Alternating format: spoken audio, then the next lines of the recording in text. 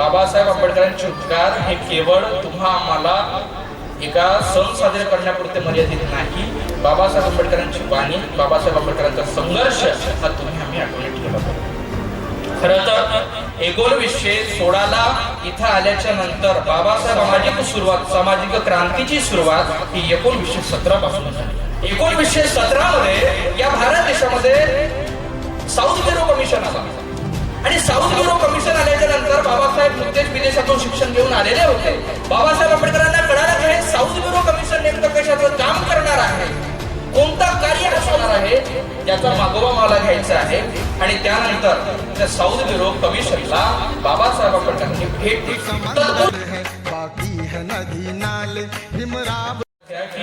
बाबासाहेब आंबेडकरांचे उपकार हे केवळ तुम्हा आम्हाला एका सण साजरे करण्यापुरते मर्यादित नाही. बाबासाहेब आंबेडकरांची वाणी, बाबासाहेब आंबेडकरांचा संघर्ष हा तुम्ही आम्ही आठवणीत ठेवला पाहिजे. खरं तर 1916ला इथं आल्याच्या नंतर बाबासाहेब आंबेडकरांची सामाजिक क्रांतीची सुरुवात ही 1917 पासून झाली. 1917 मध्ये या भारत देशामध्ये साऊथ ब्युरो कमिशन आला आणि साऊथ ब्युरो कमिशन आल्याच्या नंतर बाबासाहेब नुकतेच विदेशातून शिक्षण घेऊन आलेले होते. बाबासाहेब आंबेडकरांना कळालं की हे साऊथ ब्युरो कमिशन नेमकं कशाचं काम करणार आहे, कोणता कार्य हा साऊथ ब्युरो कमिशन करणार आहे, ज्याचा मागोवा मला घ्यायचा आहे. आणि त्यानंतर त्या साऊथ ब्युरो कमिशनला बाबासाहेब आंबेडकरांनी भेट दिली. तत्पूर्वी या अधिकार जो तुम्हाला आम्हाला देणार होता त्या ठिकाणी या दोन लोकांनी सांगितलं की तुम्ही मताधिकार द्या, परंतु 3 बेसिसवर, 3 घटकावर. पहिला घटक, या भारतामध्ये जे लोक 8वी पास असतील त्यांनाच मताधिकाराचा अधिकार भेटला पाहिजे. दुसरा घटक, या भारतामध्ये जे लोक इन्कम टॅक्स भरतात त्यांनाच मतदानाचा अधिकार भेटला पाहिजे. आणि तिसरा घटक, या भारतामध्ये जी राजेशाही अस्तित्वात आहे त्यांनाच मतदानाचा अधिकार भेटला पाहिजे. या साऊथ ब्युरोच्या समोर साक्ष देणारे 2 नेते म्हणजे महात्मा गांधी आणि पंडित नेहरू यांनी साक्ष दिली. ही गोष्ट जेव्हा बाबासाहेब आंबेडकरांना माहिती झाली की या 3ही कॅटेगरीचा आधार जर पकडला तर आमचा समाज मात्र त्यापासून दुरावला जाईल आणि आमच्या समाजाला जर न्याय द्यायचा असेल तर मला या ठिकाणी आपलं अस्तित्व, आपलं प्रतिनिधित्व द्यावं लागेल. हे बाबासाहेब आंबेडकरांना कळालं. बाबासाहेब आंबेडकरांनी सरळ साऊथ ब्युरो कमिशन समोर आपली साक्ष दिली. साऊथ ब्युरो कमिशन बाबासाहेब आंबेडकरांची गोष्ट ही मान्य करायला तयार नव्हते. साऊथ ब्युरो कमिशनला बाबासाहेब आंबेडकरांनी सांगितलं की तुम्ही ज्या माणसाची साक्ष ऐकत नाही तो माणूस काही साधा सुद्धा नाही, उच्च शिक्षित माणूस आहे.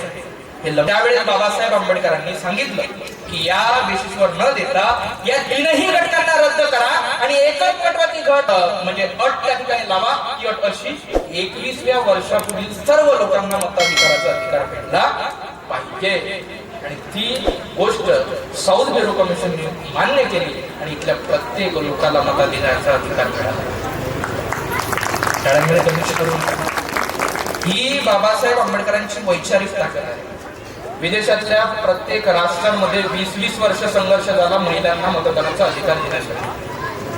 आज बाबासाहेब आंबेडकरांच्या पुण्याईनं न मागता आपल्याला मतदानाचा अधिकार मिळालेला आहे. ही बाबासाहेब आंबेडकरांची पुण्याई आहे. म्हणून बाबासाहेब आंबेडकरांना केवळ बौद्धांसाठीच काम केलं ना आमच्यासाठी काम केलंच नाही. हे जर उद्गार अनेक लोकांच्या मस्तकामध्ये असतील, माझा आवाज ज्या लोकांपर्यंत जात आहे ते कोणत्याही जाती धर्माचे असो, आपण इथं येऊन नक्की बसा. कारण मी फक्त ऑलराऊंडर आहे. शिव फुलेसाहेब आंबेडकर म्हणून सर्व आपल्याला माहिती आहे आणि मी जे सांगणार आहे ते सत्यार्थ आहे. कुणाला काय ऑब्जेक्शन असेल तर काही करू शकणार नाही, 100% सांगतो. तर बाबासाहेब आंबेडकरांनी फक्त आणि फक्त मतदानाचा अधिकारच दिलेला नाही, तर त्या पुढेही बाबासाहेब आंबेडकरांना माहिती होतं की या समाज हा दीर्घदुबळा समाज आहे. या समाजाला जर आपलं वर्चस्व प्रस्थापित करायचं असेल तर या देशातल्या शासनकर्त्या जमातामध्ये बसले पाहिजे. आणि म्हणून बाबासाहेब आंबेडकरांचे प्रयत्न त्या ठिकाणाहून चालू झाले. हे 1917 पासूनची बाबासाहेब आंबेडकरांची सामाजिक क्रांती उदय असेल.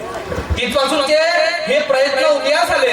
बाबासाहेब आंबेडकरांनी जो मतदानाचा अधिकार दिल्याच्या नंतर अनेक लोकांनी बाबासाहेब आंबेडकरांना प्रश्न केले की बाबासाहेब आंबेडकर जे 3 घटक होते तुम्ही त्या 3 घटकांना का बरं डावलण्याचा प्रयत्न केला. बाबासाहेब आंबेडकरांनी सांगितलं की मी फक्त त्या 3 घटकांच्या आधारावर कुठल्याही समाजाचा प्रतिनिधी होत आहे, प्रतिनिधित्व करत आहे हे मी मान्य करू शकत नाही. त्यांना जर खऱ्या अर्थाने आपली भूमिका मांडायची असेल तर या देशातला, या जगातला सर्वात मोठा शस्त्र आहे तो मताधिकार. आज आपण मतदान म्हणतो, त्याला मतदान नका म्हणून मताधिकार आहे. आज जर आपल्या स्त्रिया किंवा आपले लोक 500 रुपयाच्या नोटासाठी आणि मुठभर चोऱ्यासाठी आणि साडीसाठी साड्या घेतल्या का तुम्ही मतदानामध्ये? बायांनी साड्या घेतल्या म्हणजे तुम्ही बाबासाहेबांच्या खऱ्या मागल्या तळ्यावरल्या स्वतःसाठी. ही बाबासाहेब आंबेडकरांची ताकद आहे. लक्षात घ्या, समाज कसा घडला पाहिजे हे बाबासाहेब आंबेडकरांनी आम्हाला तुम्हाला दिलेलं आहे. परंतु तुम्ही कितीही नाही म्हणाल तरी आपल्याही समाजात काही काही घडतं का, ही गोष्ट सत्य आहे. आणि म्हणून आपण लाचारी पत्करायची नाही, आपण स्वाभिमानी माणसं आहोत. शिव फुलेशाह आंबेडकरांना मानणारा हा समाज अशीच क्रांती केलेली नाही. वर्षानुवर्षे चालत आलेल्या पिढ्यांमध्ये आज तुमचं नाव असतं. कोलंबिया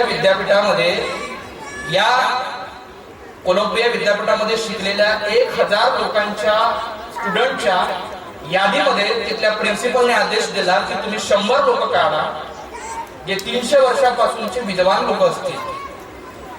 तिथल्या जे काही आपले प्रोफेसर लोक होते त्यांनी ते मान्य केले आणि प्रोफेसर लोकांनी त्या यादीकडे आपली वाटचाल केली आणि त्यांनी सांगितलं की बा 300 वर्षांचा उत्कृष्ट ते 100 स्टुडंट आम्ही कसं काढावं.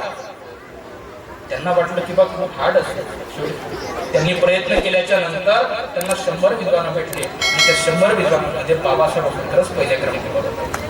पुन्हा त्यानंतर एक झाला, त्या प्रोफेसरने पुन्हा आदेश दिला की आता मला 100 नको, आता मला 100 नको, आता मला 10 लोक पाहिजे. किती? 10. ते जे बाकीचे सर्व पुन्हा लेक्चरर्स प्रोफेसर्स होते त्यांना पुन्हा अचंबितपणा वाटला की 100 काढणे कठीण आहे, आता 10 कसं काढावं. 10 काढले आणि त्या 10 मध्ये बाबासाहेब आंबेडकर प्रथम स्थानावर होते आणि that is the symbol of knowledge.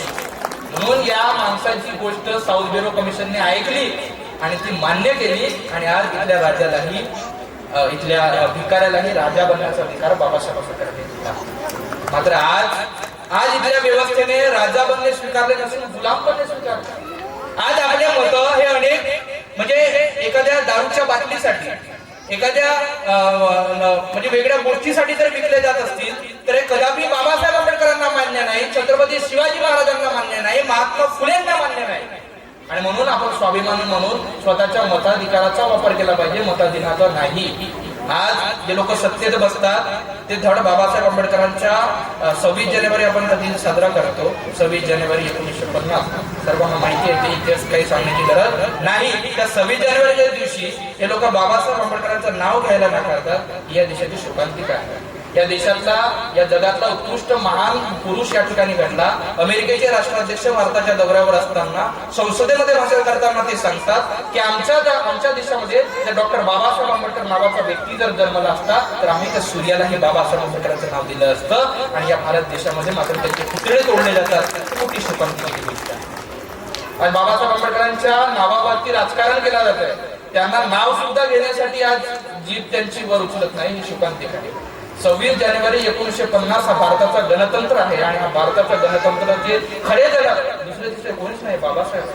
आणि बाबासाहेबांचं नाव इथली व्यवस्था घेत नाही, शोकांतिका लक्षात घ्या. आणि म्हणून त्या विरोधात आवाज उठवणारे जर कोणी असतील तर त्या बाबासाहेबांच्या वाघिणी आहेत. त्या वाघिणीच्या 2 स्त्री आहेत. त्या 2 वाघिणींनी आपल्या वर्दीचीही पर्वा न करता त्यांनी सांगितलं की माझी वर्दी गेली तरी चालेल, माझी नोकरी गेली तरी चालेल, पण या मंत्र्याला मात्र बाबासाहेब आंबेडकरांचं नाव घ्यावं लागेल.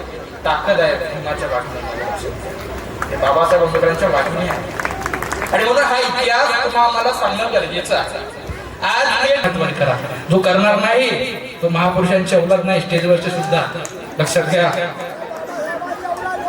महाकरुणिक तथागत बुद्धांचा, छत्रपती शिवाजी महाराजांचा, सम्राट अशोकांचा, संत तुकाराम महाराजांचा, संत तुकडोजी महाराजांचा, संत गाडगे महाराजांचा, भारतीय संविधानाचा, डॉक्टर बाबासाहेब आंबेडकरांचा, महात्मा फुलेंचा, क्रांतिकारी जय भीम. धन्यवाद. धन्यवाद जी.